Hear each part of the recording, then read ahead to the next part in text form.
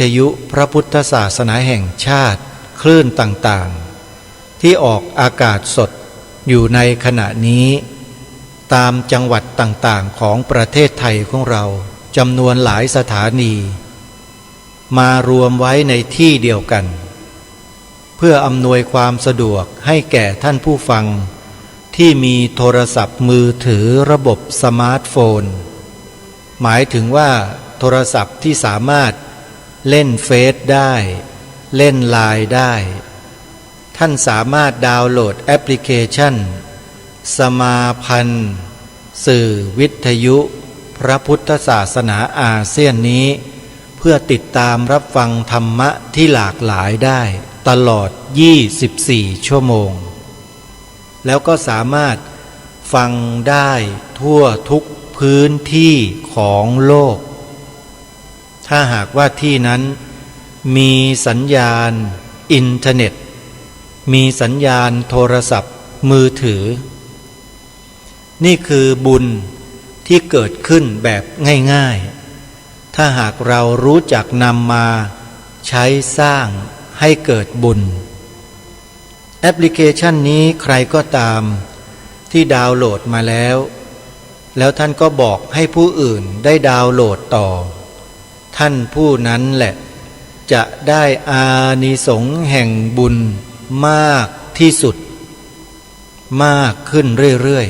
ๆใครบอกก่อนบุญก็จะเทมาให้แก่ผู้นั้นก่อนแล้วก็จะเทมามากขึ้นมากขึ้นเรื่อยๆเหมือนกับการขายตรง Direct Sale ฉันใดก็ฉันนั้นโยมผู้ที่บอกขายคนอื่นก่อนหาสมาชิกเพิ่มขึ้นเนี่ยในรอบแรกๆก็จะเป็นคนที่จะได้ผลกำไรได้ผลจากการทำมาค้าขายประกอบอาชีพนี้มากที่สุดจะรวยกว่าคนอื่นเยอะเลยฉันใดก็ฉันนั้นการบอกให้ผู้อื่นดาวน์โหลดแอปพลิเคชันเพื่อฟังธรรมะศึกษาเรียนรู้ธรรมะนี่ก็เหมือนกันเป็นผลบุญผลกำไรที่ได้มาอย่างมหาศาลทีเดียวโดยไม่ต้องลงทุนมากบอกไปเพียงครั้งเดียวนี่แหละโยมยิ่งบอกหลายคนก็ยิ่งได้บุญมากเหมือนกับต่อแขนต่อมือต่อขาให้แก่เราเพื่อไขว่คว้าเพื่อรับบุญกุศลที่เกิดขึ้นจากการเปิดฟังธรรมะของผู้คนจำนวนมากมายนั่นเองใครต้องการจะได้บุญแบบไม่ต้องลงทุนเยอะโยมบอกให้ผู้อื่นดาวน์โหลดแอปพลิเคชันนี้ได้เลยสมาพันธ์สื่อวิทยุพระพุทธศาสนาอาเซียนท่านสาธุชนทั้งหลายวันนี้จะนำเสียงการบรรยายปาฐกถาโดยท่านอาจารย์เสถียรโพธินันทะมาเปิดต่อเนื่องจากเมื่อวานนี้แต่ก่อนจะฟังอาตมภาพจะขอแจ้งข่าวประชาสัมพันธ์เชิญชวนศรัทธาสาธุชนไปร่วมบุญในงานบุญปฏิบัติธรรมของสำนัก2 แห่งนั่นก็คือวัดศรีอุดมวงศ์ตำบลศรีสงครามอำเภอวังสะพุงจังหวัดเลยจัดงานปริวาสกรรมระหว่างวันที่16ถึง25มีนาคมศกนี้ญาติโยมสาธุชนสามารถทำบุญร่วมสนับสนุนข้าวปลาอาหารน้ำปานะค่ากระแสไฟฟ้าค่าการบริหารจัดการอื่นๆกับทางวัดได้บุญกุศลมากมายเพราะงานนี้วัดศรีอุดมวงศ์จัดมาเป็นเวลา20 กว่าปีแล้วโยมพระสงฆ์ที่เข้ามาอยู่กรรมหรือมาปฏิบัติธรรมนั้นท่านจะได้ชำระศีลของตนเองให้บริสุทธิ์ยิ่งขึ้นแล้วท่านก็กลับไปบำเพ็ญกองการกุศลได้มากขึ้น บุญกุศลก็จะตกแก่ผู้สนับสนุนกิจกรรมนี้เพิ่มขึ้นมากขึ้นเช่นกันเพราะฉะนั้นจึงขอเรียนเชิญเจริญพรศรัทธาสาธุชนทุกท่านนะโยมนะใครจะทำบุญสนับสนุนงานปริวาสกรรมของวัดศรีอุดมวงศ์ท่านสามารถโทรศัพท์เพื่อสอบถามรายละเอียดโดยตรงกับท่านเจ้าอาวาสเลยนะโยมหรือแม้แต่พระคุณเจ้าที่ต้องการจะอยู่กรรมนะครับ16เป็นวันเริ่มต้นนะฮะ16มีนาคมยังมีเวลาที่จะเดินทางไปเข้ากรรมกันได้วัดศรีอุดมวงศ์อยู่ที่ตำบลศรีสงครามอำเภอวังสะพุงจังหวัดเลยไปกันนะโทรศัพท์สอบถามและร่วมบุญได้ที่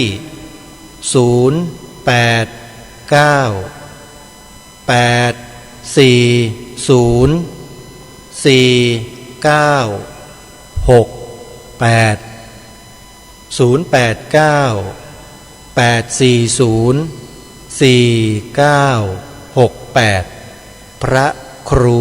อุดมวรานุวัตรเจ้าคณะตำบลศรีสงคราม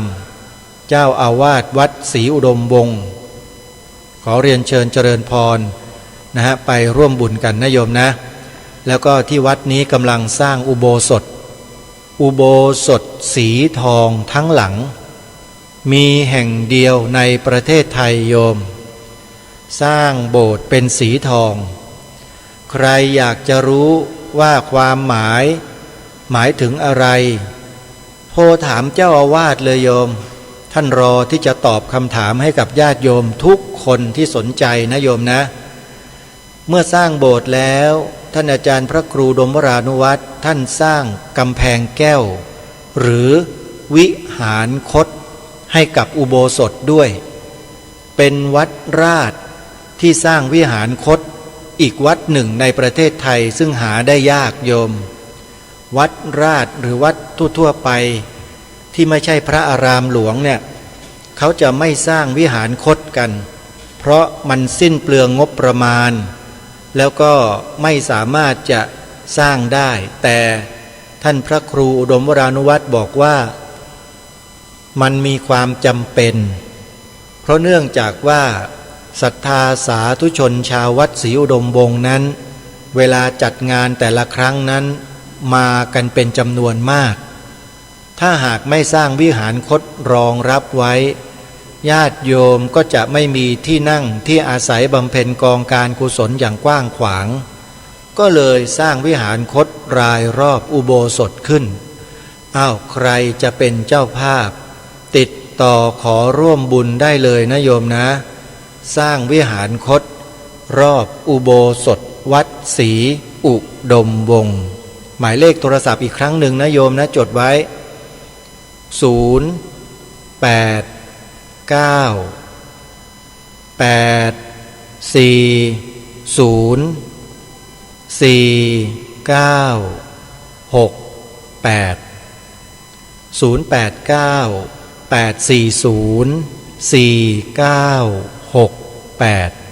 นุโมทนาสาธุงานปฏิบัติธรรมประจำปีอีกวัดหนึ่งที่ขอแนะนำให้ญาติโยมไปร่วมงานก็จัดงานกันเพียงแค่ไม่กี่วันโยม4 คืน 5 วัน4 คืน 5 วันนี้นอกจากโยมจะได้ถือศีล 8สวดมนต์ไหว้พระทำวัดเช้าทำวัดเย็นเดินจงกรมนั่งสมาธิบำเพ็ญภาวนาแล้วหลวงพ่อเจ้าวาดวัดนี้ท่านยังมีไอเดียที่สุดยอดมากๆท่านได้นิมนต์และ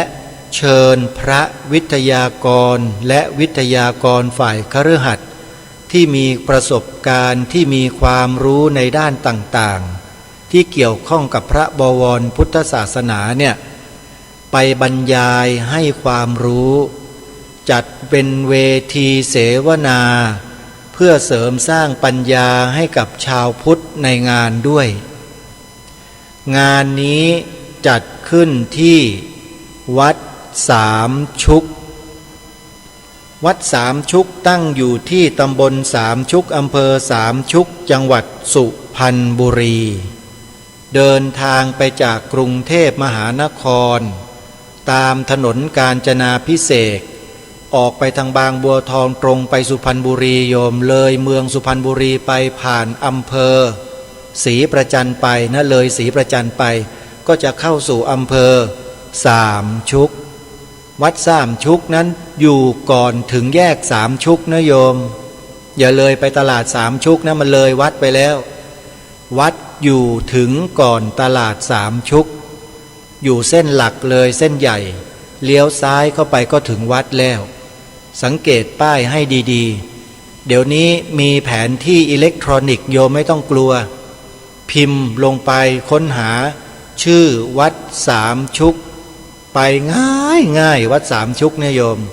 แล้วหลวงพ่อเนี่ยท่านก็ดีต้อนรับญาติโยมด้วยวิถีชีวิตแบบชาวบ้านชาวสุพรรณบุรีมีน้ำพริกมีผักสดมีอาหารการกินให้ญาติโยมขอบอกได้เลยว่าจะไม่ลืมวัดสามชุกแน่ใครจะไปถือศีล8บวชเนกขมจารีเนกขมจารินีแล้วก็ฟังการบรรยายธรรมจากผู้ทรงความรู้ต่างๆได้ข่าวว่าหม่อมช้างก็จะไปบรรยายที่วัดสามชุกเพื่อให้ชาวพุทธได้ทราบถึงความคืบหน้าบางอย่างด้วยนะไม่ไปได้ยังไงโยมชวนกันไปเยอะๆนะโยมนะส่วนจะเป็นวันไหนอย่างไรนั้นโยมโทรศัพท์สอบถามหลวงพ่อเจ้าอาวาสพระครูสุวรรณวิจิตรได้เลยโยมหมายเลขโทรศัพท์ของหลวงพ่อพระครูสุวรรณวิจิตรนะโยมจดไว้นะพร้อมที่จะจดไหมโยมนะพระครูสุวรรณวิจิตรนะโยมนะหมายเลขโทรศัพท์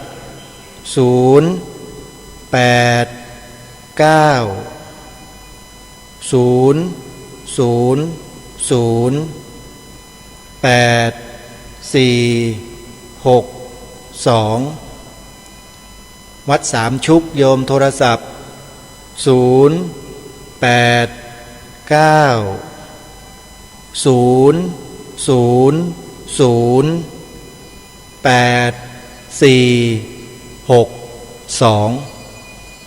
นี่เป็นอีกกิจกรรมหนึ่งที่รายการคดีโลกคดีธรรมขอแนะนำให้ท่านไปแล้วท่านจะทราบว่าอะไรกำลังเกิดขึ้นกับประเทศไทยของเราอะไรกำลังเกิดขึ้นกับพระบวรพุทธศาสนาในประเทศไทยของเราหม่อมช้างจะไปไขปัญหานี้ให้พวกเราได้รับฟังกันที่วัดสามชุกอำเภอสามชุกจังหวัดสุพรรณบุรี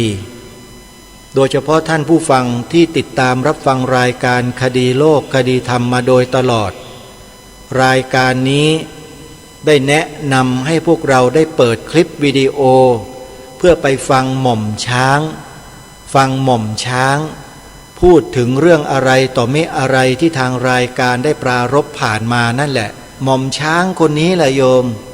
จะไปบรรยายให้ข้อมูลกับพวกเราที่วัดสามชุกอำเภอสามชุกจังหวัดสุพรรณบุรีระหว่างวันที่นะ20ถึง25มีนาคมศกนี้20ถึง25มีนาคมศกนี้ที่วัดสามชุกนี่คือข่าวประชาสัมพันธ์2ข่าวให้ญาติโยมสาธุชนได้มีส่วนร่วมกันอนุโมทนาบุญกับญาติโยมที่ร่วมบุญกับอาตมาภาพในการสร้างโรงครัวคุณโยมแม่บุตรศรีโยมแม่บุตรศรีจากวัดบ้านปลาคูนโยมแม่บุตรศรีได้น้อมนำปัจจัยร่วมถวายสร้างโรงครัวเข้ามา เป็นจำนวนเงิน500 บาทโดยมีคุณโยมแม่สุบินแสงสะคูคอยเป็นธุระนะคอยเป็นธุระให้เป็นสะพานบุญให้ขออนุโมทนากับโยมแม่สุบินแสงสะคูไว้ในทุกๆโอกาสนะโยมนะที่มีส่วนร่วมด้วยช่วยกันสนับสนุนส่งเสริมซึ่งกันและกันวัดบ้านปลาคูนก็เป็นอีกวัดหนึ่งโยมตั้งอยู่ที่ตำบลท่าหาดยาวอำเภอโพนทรายจังหวัด101ท่านเจ้าอาวาสมีความรับผิดชอบต่อหน้าที่ของท่านอย่างมากอุปสมบทมาจนกระทั่งได้เป็นตำแหน่งในปัจจุบันเป็นเจ้าคณะตำบลท่าหาดยาวแล้วก็ดำรงตำแหน่งเจ้าอาวาสวัดบ้านปลาคูนด้วยท่านได้สนับสนุนพระสงฆ์ที่อยู่ในวัดของท่านเนี่ยให้ดูแลสถานีวิทยุเผยแผ่พระพุทธศาสนาอยู่ที่วัดบ้านปลาคูนเนี่ยมาหลายปีแล้ว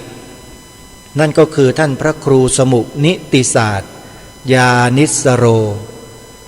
อาตมาภาพได้สัมผัสพูดคุยได้รู้จักกันมาเนี่ยโยมขอบอกว่าพระท่านทำงานอย่างเสียสละอย่างมาก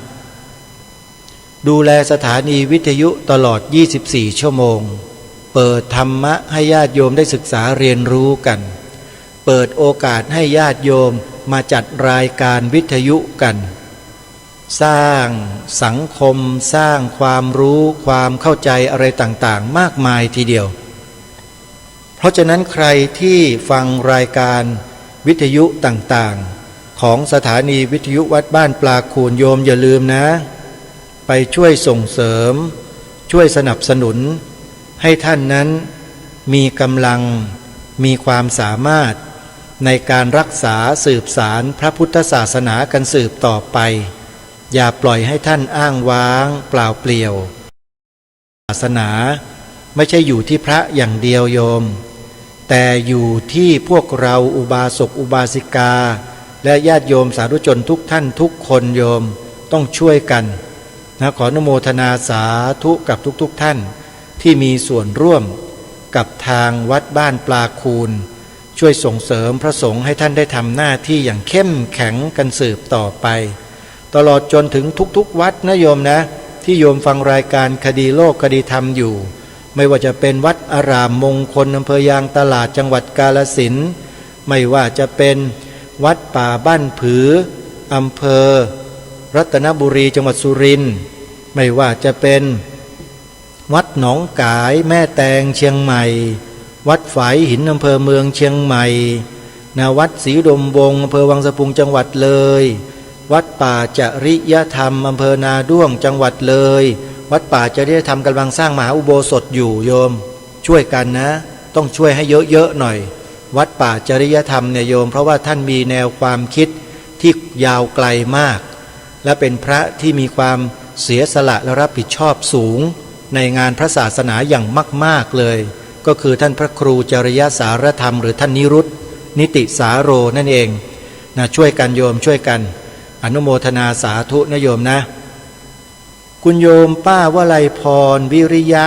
อนุโมทนาบุญโยมป้านะที่ร่วมบุญกับอาตมาภาพในการบำรุบำรุงปลูกต้นไม้ปลูกป่าที่สวนป่าสามัคคีธรรมเข้ามาอนุโมทนาสาธุนะฮะแล้วก็ยังมีญาติโยมอีกหลายๆท่านนะที่ได้สนับสนุนให้อาตมาภาพได้ทำหน้าที่ปลูกป่าเพื่อที่จะฟื้นฟูสภาพสิ่งแวดล้อมที่ดีเหล่านี้ให้เกิดขึ้นบนผืนแผ่นดินแล้วก็ผลิตอากาศผลิตอาหารให้แก่สิ่งมีชีวิตทั้งหลายทั้งปวงรวมถึงมนุษย์ของเราด้วยแบบไม่เลือกชั้นวรรณะเป็นการทำสังฆทานใหญ่นะโยมการปลูกป่าเนี่ยโยมอาตมาภาพอยากจะบอกกับพวกเราว่าเรานั้นถือว่าเป็นผู้ที่มีการตัดสินใจที่ถูกต้องที่สุดเลยที่มาร่วมกันสนับสนุนการปลูกป่าในครั้งนี้นะขอบอกว่าเป็นสิ่งที่ทำได้ยากและถ้าหากว่าใครสนใจจะร่วมบุญในการสนับสนุนการปลูกป่ากับสวนป่าสามัคคีธรรมนะโยมก็สามารถที่จะทำบุญได้ทันทีตั้งจิตอธิษฐานให้ดีแล้วโอนปัจจัยเข้ามาที่ ธนาคารไทยพาณิชย์ธนาคารไทยพาณิชย์สาขาท่าพระจันทร์สาขาท่าพระจันทร์ชื่อหมายเลขบัญชีโยมหมายเลขบัญชี114-214-9897ธนาคารไทยพาณิชย์สาขาท่าพระจันทร์เลขบัญชี114-214-9897ขออนุโมทนาสาธุแต่ถ้าหากท่านใดจะโทรศัพท์สอบถามในเบื้องต้นเกี่ยวกับกิจกรรมของ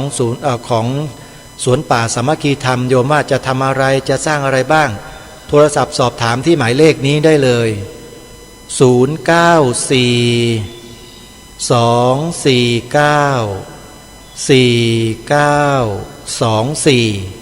และ089-111-2507อนุโมทนาสาธุอนุโมทนาบุญกับคุณแม่สุภรักษ์ณจังหวัดเชียงใหม่โยมร่วมบุญปลูกป่ามา200 บาทขออนุโมทนาสาธุนะฮะนี่ก็เป็นรายชื่อที่ร่วมบุญเข้ามาคุณโยมณัฐพรธรรมวรดุสิตจากจังหวัดปทุมธานีร่วมบุญมา 1,000 บาทคุณโยมแม่สมัยสมพรศิลามาศจากเชียงใหม่ร่วมบุญมา 1,000 บาทคุณแม่ลูนกิติกรจังหวัดเชียงใหม่ร่วมบุญมา 2,000 บาทท่านพระอาจารย์เจตสฤทธิ์นะสิทธิโกจากกาญจนบุรีร่วมบุญมา500 บาทคุณพ่อสมพงษ์คุณแม่อนงสุวรรณศรีจากจังหวัดกาฬสินธุ์ร่วมบุญมา 1,000 บาทคุณพ่อเปรียงศักดิ์คุณแม่จำปีจากจังหวัด101ร่วมบุญมา 1,000 บาทนะนี่ก็เป็นรายชื่อของญาติโยมที่ร่วมบุญกันเข้ามาเมื่อครั้งก่อนๆก็ขออนุโมทนาสาธุนะโยมนะเอาละช่วงนี้เพื่อไม่ให้เวลาเสียไปโดยเปล่าประโยชน์โยมยังมีเนื้อหาที่ดีๆจากการแสดงปาฐกถาธรรมโดยอาจารย์เสถียรโพธินันทะเกี่ยวกับประวัติศาสตร์ของพระพุทธศาสนาในสุวรรณภูมิของเราเดี๋ยวเราฟังต่อเนื่องจากครั้งที่แล้วนะครั้งที่แล้วอาจารย์เสถียรโพธินันทะได้พูดมาถึงตอนต้นๆของกรุงรัตนโกสินทร์แล้วล่ะว่าศาสนาพุทธนั้นเมื่อเข้ามานะจากประเทศ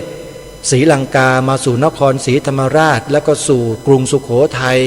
จากนั้นก็เข้ามาสู่กรุงศรีอยุธยาแล้วก็ไปที่ล้านนาเสร็จแล้วก็กลับมาที่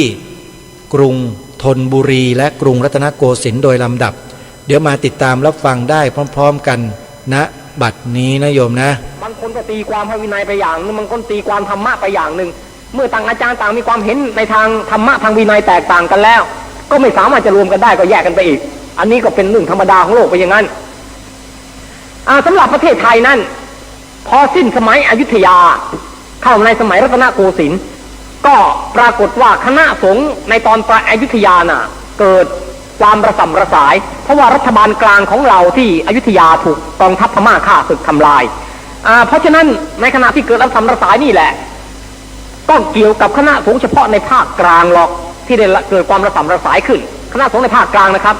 คือว่ากองทัพพม่าที่มาตีเมืองไทยสมัยกรุงแตกครั้งที่2น่ะไม่ใช่ว่าจะสามารถยึดครองประเทศไทยทั้งหมดนะครับเพียงแต่ยึดครองบริเวณ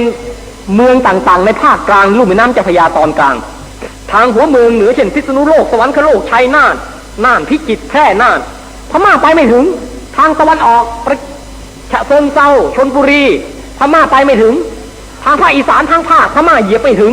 ภาคใต้ตั้งแต่เพชรบุรีลงไปพม่าก็ไปไม่ถึงพม่ามาตีเฉพาะหัวเมืองภาคราชธานีเท่านั้นเองแล้วก็เมื่อกรุงแตกแล้วเนื่องจากขาดรัฐบาลกลางการบังคับบัญชาหมู่คณะในสังฆมณฑลก็ไม่มีใครจะว่าการสิทธิ์ขาดได้ไม่มีใครว่าการสิทธิ์ขาด ในปลายแผ่นดินน่ะสังฆราชตั้งปีหนึ่งซ้อนกัน2 องค์ตั้งองค์หนึ่งก็สิ้นพระชนอีกองค์หนึ่งตั้งก็สิ้นพระชนพระโกรธเคียงกัน2 โกรธยังไม่ทัน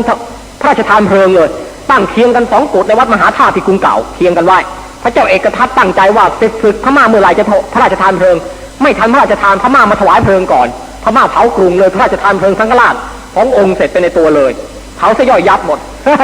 มาถึงในเวลาที่ปลายแผ่นดินกรุงจะแตกนั่นน่ะมีพระเถระองค์หนึ่งเป็นปรริญญามาจากเมืองฝางชื่อว่าพระพากุลเถระตำแหน่งเป็นสมณะมีสมณะศักดิ์เป็นที่พากุลเถระเรียนแต่ฉันในพระไตรปิฎกแล้วก็ทางคณะสงฆ์แต่งตั้งให้เป็นสังฆราชาเมืองฝางคำว่าสังฆราชาอย่าเข้าใจว่าเป็นสังฆราชนะสังฆราชามีตำแหน่งเจ้าคณะจังหวัดนะตำแหน่งเจ้าคณะจังหวัดน่ะทำเนียบสมณศักดิ์สมัยอยุธยาเขาเรียกกันมาตำแหน่งสังฆราชาสังฆราชาเมืองฝางสังฆราชาเมืองน่านสังฆราชาเมืองแพร่คือตำแหน่งเจ้าคณะจังหวัดความจริงถ้าเรียกตามเต็มยศต้องเรียกว่าสังฆราชาคณะแปลว่าคณะของพระสังฆราชเพราะฉะนั้นทุกวันนี้เราเรียกพระมีสมณศักดิ์ว่าพระราชาคณะแล้วบางคนก็ไปเข้าใจผิดนึกว่าพระเจ้าแผ่นดินตั้งพระเป็นบริวารหรือเขาเรียกพระราชาคณะไม่ใช่พระเราไม่ได้เป็นบริวารของคฤหัสถ์แต่พระเจ้าแผ่นดินตั้งพระให้เป็นบริวารของสมเด็จพระสังฆราชจึงเรียกกันเต็มยศต้องเรียกว่าพระสังฆราชาคณะแปลว่าคณะขุนนางของสมเด็จพระสังฆราชหรอกเรียกกันอย่างนั้นหรอกเพราะแยกกันปกครองเป็นฝ่ายพุทธจักรกับอาณาจักรเราเรียกไปเรียกมาเสียงมันห้วนเข้าก็เลยเป็นราชาคณะตัดคำว่าสังฆะออกเลยเข้าใจผิดนึกว่าพระเราเป็นขุนนางกับทางบ้านเมืองไม่ใช่เป็นขุนนางของสังฆราชต่างหากไม่ใช่พระเจ้าแผ่นดินเป็นเพียงแต่เป็นผู้ช่วยแต่งตั้งให้ปรากฏยศศักดิ์สำหรับเป็นขุนนางประจำทำเนียบของสมเด็จพระสังฆราชท่านว่าอย่างนั้นนี่เป็นการปกครองในสังฆมณฑลในครั้งนั้นเป็นอย่างนั้นพระพากุลเถระเนี่ยพอรู้ว่ากรุงแตกท่านก็ตั้งตัวเป็นเจ้าทั้งเป็นพระห่มจีวรย้อมสีแดงถือดาบถือสตราวุธข้าประเจียดทิศสมรตั้งเป็นกองทัพเอาพระเป็นทหารหมดกองทัพท่านตั้งแม่ทัพเอกพระครูคิริมานนท์เป็นแม่ทัพเอกพระครูประหลัดเป็นแม่ทัพรองคุมกองทัพพระสงฆ์เมืองเหนือเที่ยวตีปล้นบ้านเมืองแย่งชิงฆ่าฟันมนุษย์ทั้งที่ไม่ยอมศึกอยู่ในเพศพระเงี้ยนี่การจลาจลในคณะสงฆ์ก็ดีกว่าเกิดความจลาจลเป็นอย่างนี้เวลานั้นคณะสงฆ์ทางหัวเมืองปักใต้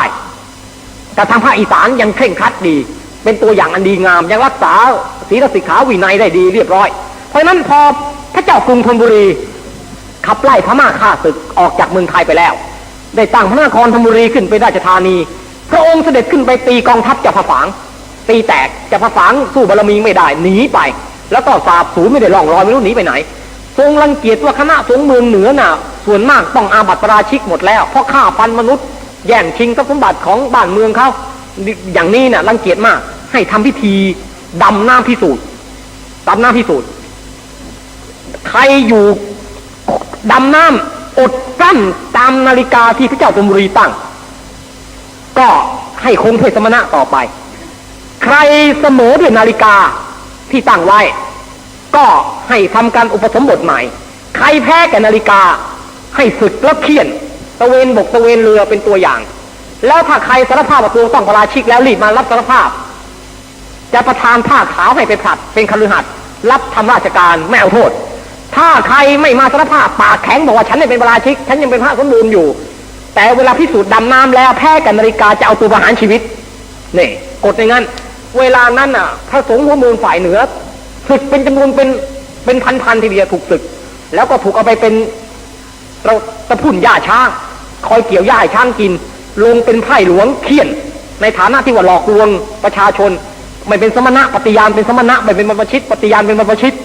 มากมาย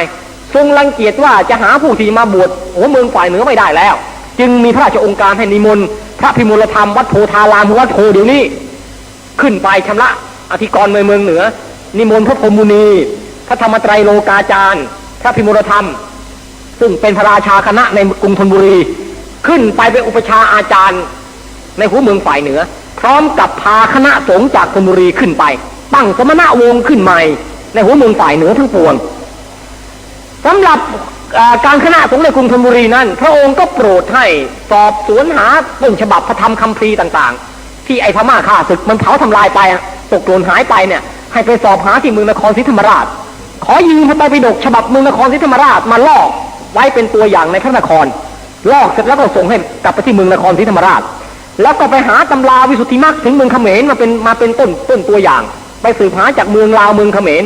มาเป็นตัวอย่างแล้วก็สร้างพระไตรปิฎกแจกไปตามอารามต่างๆไว้นี่เป็นเรื่องผลงานที่พระเจ้ากรุงธนบุรีได้ฟื้นฟูพระพุทธศาสนาให้รุ่งเรืองขึ้นมาอีกในสมัยรัตนโกสินทร์พระรามาธิบดีที่หนึ่งคือพุทธยอดฟ้าจุฬาโลกเมื่อสถาปนากรุงเทพรัตนโกสินทร์ขึ้นเป็นราชธานีแล้วสิ่งแรกที่พระองค์ทรงทำก็คือการทำสังฆายนาพระไตรปิฎกร่วมกับสมเด็จพระราชอนุชาธิราชทรงพระราชวังบวรมหาสุรสิงหนาถซึ่งการทำสังฆายนาในครั้งนั้นทำที่วัดนี้เวลานั้นวัดนี้เรียกกันว่าวัดนิพพานารามวัดนี้นะมหาธาตุเดี๋ยวนี้ที่เราอยู่เนี่ยวัดนิพพานารามเรียกกันอย่างนั้นแล้วต่อมาถึงเปลี่ยนจากนิพพานารามเป็นวัดพระศรีสันเพชรต่อจากวัดพระศรีสันเพชรจึงเปลี่ยนเป็นวัดมหาธาตุกระทั่งถึงปัจจุบันนี้เปลี่ยนมาอย่างนั้นการทำสังฆายนาที่วัดนี้ทำกันที่ศาลากลางวิหารนี่เองอะวิหารที่วัดนี้วิหารใหญ่ที่วัดนี้ทำกันแล้วเมื่อทำแล้วมีพระเถรานุเถระเข้าที่ประชุม200กว่ารูปพระพิมลธรรมเป็นผู้อ่านประกาศชุมนุมเทวดาในวันที่จะทำพิธีสังฆายนาแล้วก็พระเจ้าอยู่หัวทั้งสองพระองค์เสด็จมาทั้งเช้าทั้งเย็นมาถวายเครื่องดื่มน้ำปานะดินสอกระดานชนวนใบลานสมุดคอยเวลาเช้าก็มาประเคนพระตาหารมาทุกวันไม่ได้ขาดเลย5 เดือนจึงสำเร็จพร้อมกับราชบัณฑิตที่แตกฉานในภาษาบาลีอีก30 กว่าคนพระไตรปิฎกที่สังฆายนาชุดนี้ให้ชื่อว่าฉบับทองใหญ่เป็นฉบับหลวงเพราะว่าลงรักปิดทองทั้งใบปกหน้าหลังตามกรอบปิดทองหมดฉบับทองใหญ่เวลานี้ยังอยู่บริบูรณ์ยังเก็บอยู่บริบูรณ์เป็นตัวอย่างแล้วก็ให้จำลองพระไตรปิฎกชุดนี้ส่งไปตามวัดวาอารามต่างๆบริเวณทั่วพระนครต่อไปนี่เป็นผลงานการฟื้นฟูปริยัติธรรมของรัชกาลที่ 1ในทางการก่อสร้างพระองค์ได้สร้างวัดโพธารามซึ่งเป็นวัดเก่าสร้างมาตั้งแต่ครั้งพระเพทราชากรุงเก่าเรียกกันว่าวัดโพธารามราษฎรก็เรียกวัดโพตัดคำว่าธารามออกเรียกว่าวัดโพมาเรื่อยรัชกาลที่ 1ได้สร้างวัดนี้เป็นวัดตัวอย่างและถวายชื่อว่าวัดพระเชตุพนวิมลมังคลาวาสเนี่ยต่อมาจึงเปลี่ยนเป็นวัดพระเชตุพนวิมลมังคลารามในสมัยรัชกาลที่ 4สมัยรัชกาลที่ 1เรียกว่าวัดพระเชตุพนวิมลมังคลาวาสใช้ไพร่ตั้ง 20,000 ถมดินวัดโพเพราะว่าวัดโพลุ่มเหลือเกินอยู่ใกล้แม่น้ำก็ต้องใช้ไพร่ตั้ง 20,000 คนถมดินในวัดให้แน่นแข็งแล้วก็สถาปนาเป็นมหาวิหารชั้นยอดในประเทศไทยวัดนี้แล้วก็ได้สถาปนาวัดพระศรีรัตนศาสดารามซึ่งเป็นวัดในพระราชวังเรื่อยมาแล้วก็ในปลายแผ่นดินได้เตรียมจะสร้างวัดสุทัศน์แต่ยังไม่ทันจะแล้วก็เสด็จสวรรคตให้บรรดาข้าหลวงไปอัญเชิญพระพุทธรูปโบราณที่เป็นสำริดตามวัดกลางต่างๆในหัวเมืองฝ่ายเหนือมีเมืองสุโขทัยเป็นต้นตั้ง1,000 กว่าองค์ทั้งองค์ใหญ่องค์น้อย1,000 กว่าองค์เชิญลงมาลงแพแห่ตามร่องตามแม่น้ำเจ้าพระยาลงมาถึงก็พระราชทานแจกจ่ายเป็นพระประธานตามวัดต่างๆในนครหลวงกับธนบุรีแล้วก็บางองค์ที่เป็นองค์ใหญ่ๆก็ตั้งเป็นพระระเบียงวัดโพเพราะนั้นพระระเบียงวัดโพส่วนมากเป็นพระสุโขทัยทั้งนั้น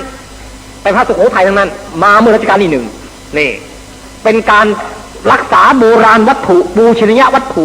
ไม่ให้ทำลายไปอันนี้ก็เป็นผลงานของรัชกาลที่ 1ต่อมาในรัชกาลที่ 2และในแผ่นดินนี้มีเรื่องสำคัญเกิดขึ้นคือว่าเรื่องวิสาขบูชาความจริงพระราชพิธีวิสาขบูชาน่ะทำกันแต่สมัยสุโขทัยแล้วในสมัยอยุธยาเข้าใจว่าคงจะทำแต่มาเลิกร้างไปในเวลาบ้านเมืองเป็นอันตรายด้วยข้าศึกมาติดพันอยู่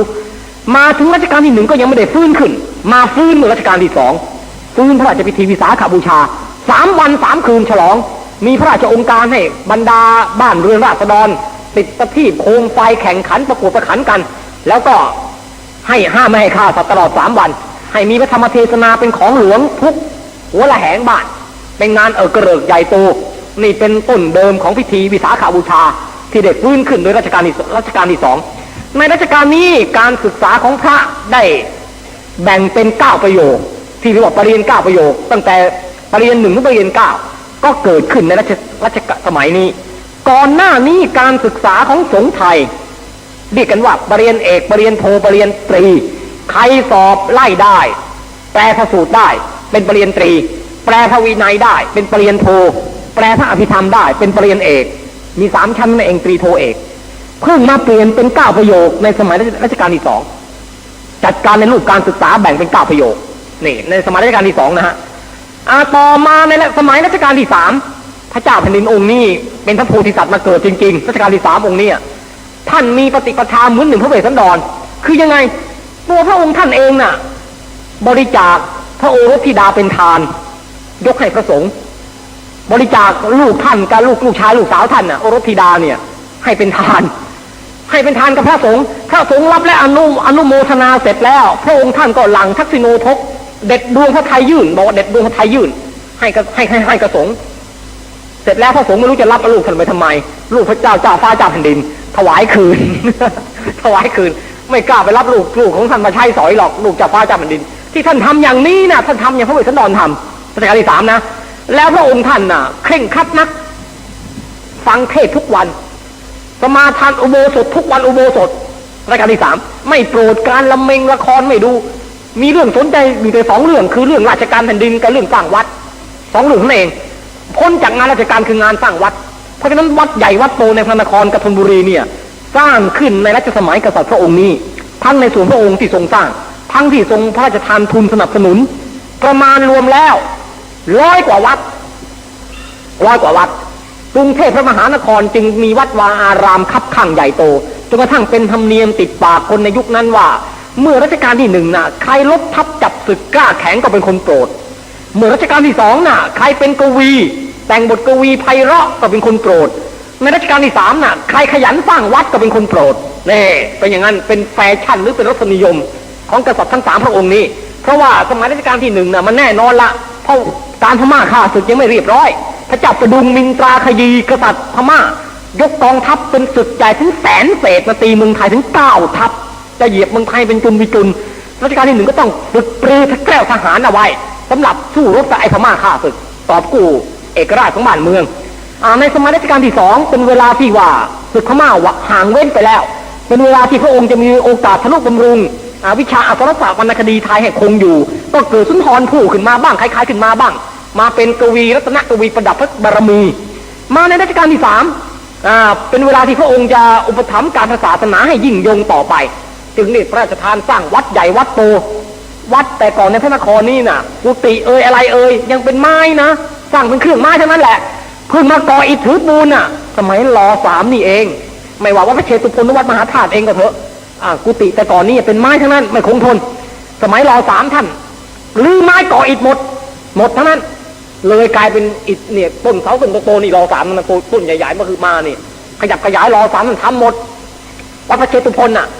รัชกาลที่3ท่านสร้างใหม่หมดเลยรื้อโบสถ์เก่าออกขยายใหญ่ๆอย่างที่เห็นทุกวันนี้แล้วก็ตั้งใจจะให้เป็นวัดมหาวิทยาลัยประชุมบรรดานักปราชญ์ราชกวีต่างๆให้แต่งโครงชั้นกาบกรเรื่องประวัติศาสตร์ให้พวกแพทย์หลวงแต่งตำราแพทย์ติดแผ่นศิลาไปประดับไว้ตามศาลารายตามกลางประเรียนรอบๆวัดพระเชตุพนสำหรับให้ประชาชนไปอ่านศิลาลายพวกนี้มีความรู้ไปในตัวเพราะคนโบราณหวงวิชานี่ใครมีวิชาอะไรหวงไม่ยอมแพร่หลายรัชกาลที่3ท่านก็ทำให้แพร่หลายเสียเอาวัดนี่เป็นมหาวิทยาลัย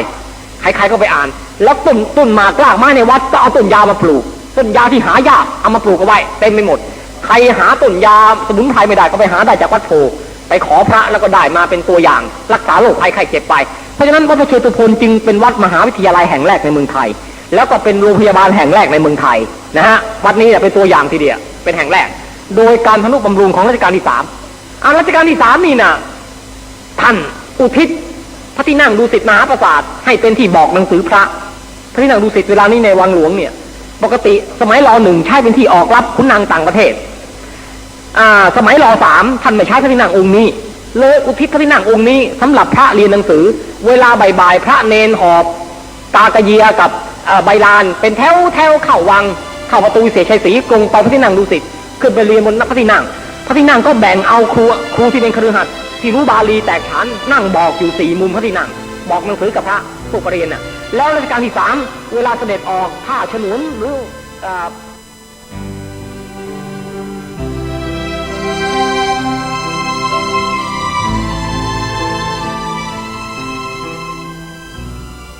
ท่านสาธุชนผู้ฟังทุกท่านเวลาของรายการใกล้จะหมด ก็เลยขอโอกาสตัดเนื้อหามาที่รายการในช่วงนี้ส่วนที่เหลือที่เรายังฟังไม่จบเดี๋ยววันพรุ่งนี้เรามาฟังกันต่อนะโยมนะเนื่องจากว่าเวลาของเราใกล้จะหมดในช่วงท้ายรายการนี้ก็ขอสรุปให้พวกเราได้เข้าใจกันถึงเนื้อหาสักนิดหนึ่งว่าเสียงของการปาฐกถาที่นำมาเปิดให้กับญาติโยมสาธุชนท่านผู้ฟังได้สดับรับฟังกันอยู่นี้เนี่ยเป็นเสียงของท่านอาจารย์เสถียรโพธินันทะถือว่าเป็นบุคคลที่พิเศษอีกคนหนึ่งในแวดวงพระพุทธศาสนาของเราเนื่องจากว่า